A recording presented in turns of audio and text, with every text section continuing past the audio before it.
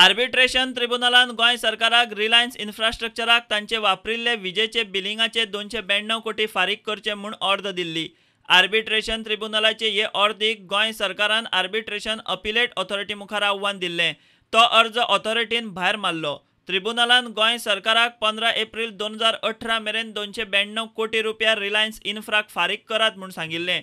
15 April 2018 मेरेन गोंय सरकारान पैसे फारीक केले ना जाल्यार ताचेर दर वर्साक 15% व्याजान ते फारीक करचे म्हूण ऑर्द आसा।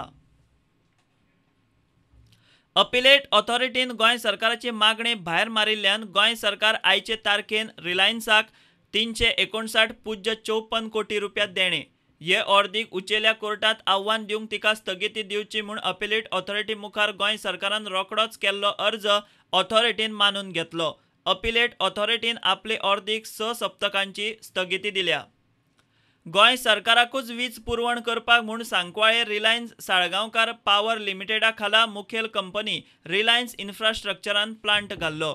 मात रिलायन्स साळगांवकार पावर लिमिटेड कंपनीन हेरांक वीज पुरवण केली म्हूण वाद उपराशिल्ल्यान गोंय सरकारान तांकां पैसे फारीक करूंक नाशिल्ले। ताचेर Reliance Salgaonkar power limited arbitration tribunal मुखार गेल्ले। प्रुडंटा खातीर सिनियर रिपोर्टर मुकेश कुमार।